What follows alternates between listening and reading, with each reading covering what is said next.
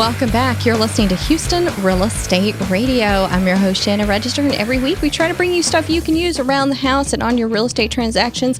Lots of great stuff coming out for you this weekend. I've got my friend here in the studio today. We've got Lisaann with Plumb Perfect, and I brought her in today because she and I went through the Goldman Sachs 10,000 Small Business Program together. So she's a small business owner. I've known her for a long time, and we're talking a little bit today about do-it-yourself projects. But I brought Lisaann here to talk about some of the plumbing stuff that you should not do by yourself and why you need a professional. So we're going to be talking a little bit about plumbing in your home today. And these are important things to know if you're going to be buying a home as well. So welcome to the show, Lisaann. Thank you. I'm very excited to be here. So you are actually a plumber. I am. I'm a fourth-year apprentice, and hopefully before the end of the year, I'll be a licensed journeyman plumber. Wow, that's exciting. Did you ever think you'd be a plumber? You know, it wasn't in my my career path. Initially, I went with that accounting thing, but I love it. I love being part of this trade. I love learning because everything that we do it affects everybody. Water is universal. Mm-hmm. You know, we all need to drink, take a shower, and go to the bathroom. And that's what we take care of. So we get to affect lives in our community, and I find that terribly exciting.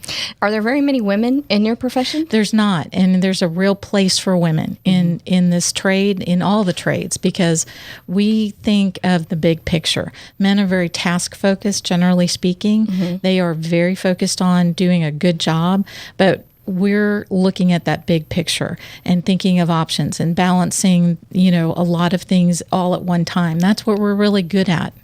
Let's talk a little bit about your company. You and your husband have owned it for how long now? We founded Plumb Perfect in February 2002. It was a part-time business for my husband initially. He was out of the local 68. He was a union plumber. He'd been plumbing his whole life. His grandfather, God rest his soul, he just passed away 2 years ago, was one of the first master plumbers in the state of Texas. So he, you know, comes by this very naturally. Mm-hmm. And he built Plumb Perfect into a full-time business, and he went full-time in it in 2006. And then when the economy, you know, faltered in fall of 08, early 09, I came into the business just to stay busy, help out, you know, look for a job, and I've never left. Wow, you just got sucked right into that small business atmosphere, didn't you? I did. Well, it happens. It does. The world was just built on small business, I believe. I never realized it until we, you know, got the exposure in that program at Goldman Sachs, how critical small business is to the economy, how many jobs we provide in this nation. Yeah. So let's talk a little bit about, let's start with plumbing, because I like hearing you talk about plumbing. It's very interesting. You break it out into decades. Different decades had different types of plumbings. Tell us about that. Correct. You know, everybody should know what the piping is in their house. And one of the first questions we ask a customer is, what year was your home built? That's part of our customer intake, because that tells us a lot about the age, condition, and possibly the materials used in the initial construction. Right. So we know how those materials age, what are the typical problems, and it just gives us a little bit more, you know, intuitive insight into what may be going on there. Mm-hmm. So galvanized piping, copper piping, now PEX is really popular. There was, for a while, we had the PVC piping. What do you recommend? Well, we had galvanized steel piping that I know of from the 60s up until the early to mid 80s. That was galvanized steel. We talked about the corrosion that's associated with it. Well, there was American-made, galvanized, and Chinese-made. The Chinese-made probably has all already disintegrated, literally. And then now, I mean, galvanized steel piping will corrode eventually. It's steel, it will rust. It's just a matter of how long that'll take. So we're seeing the last several years, we've been seeing that also accelerated by the water treatment chemicals, surface water, the chloramine instead of just straight chlorine. It's more caustic, it's more acidic, and all the nasty, gunky stuff that had built up inside that galvanized steel piping, the treatment chemicals actually eat it out. So then you're down to the corroded piping, and then usually that's when people have to get a repipe. From the mid 80s to the late 90s, early 2000s, copper was the standard in piping, and there was probably also CPVC. Mm-hmm.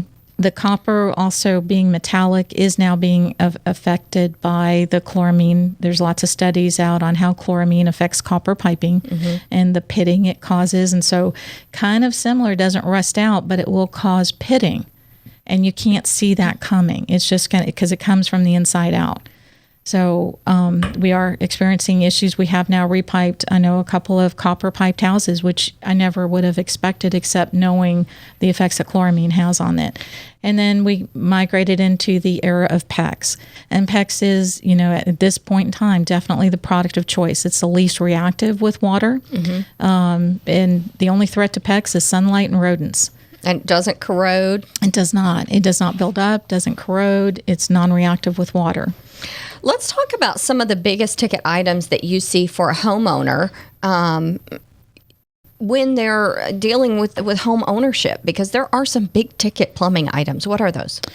That usually starts with a water heater, and the government has demanded new standards for water heaters as of April 2015.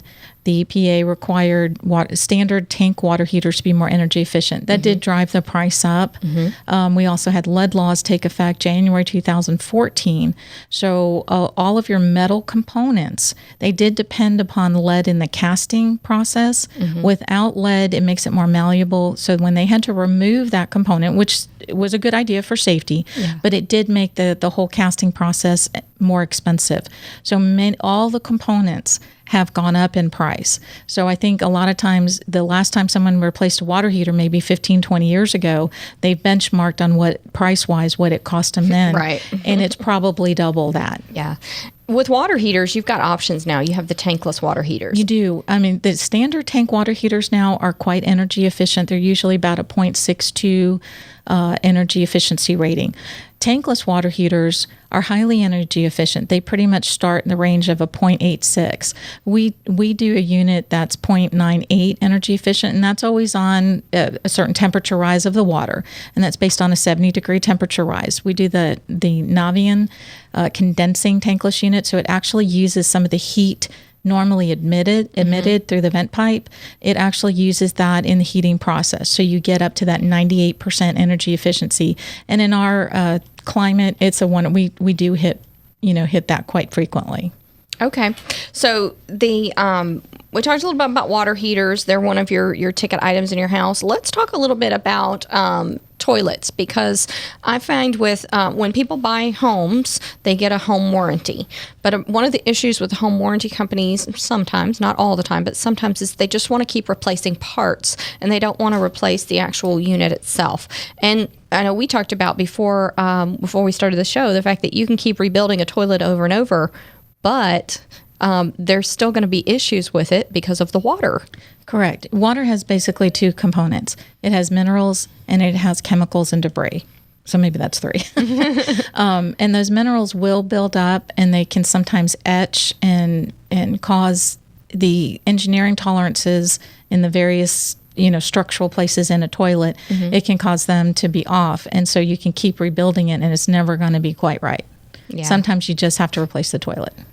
So sometimes homeowners, if they just keep having the same toilets fixed over and over again, they're just going to have to get a new toilet sometimes. Yes. It just happens. All right. Enjoy the first 10 years. After that. 10 years. Let's talk a little bit about the healthy home, because water plays such a huge part in our houses.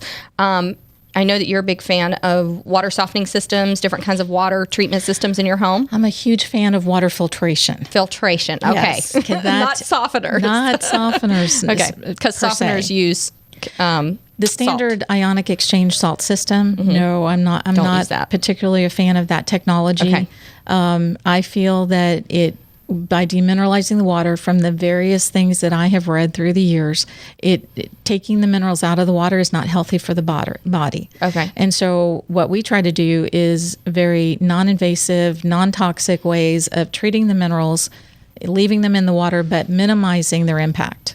So what is the filtration system that you recommend to clients? We do the plumber's choice water filtration. I love that unit because the media lasts so long on it. It is a backwashing unit, but it only backwashes about once every 3 weeks to the tune of about 32 gallons.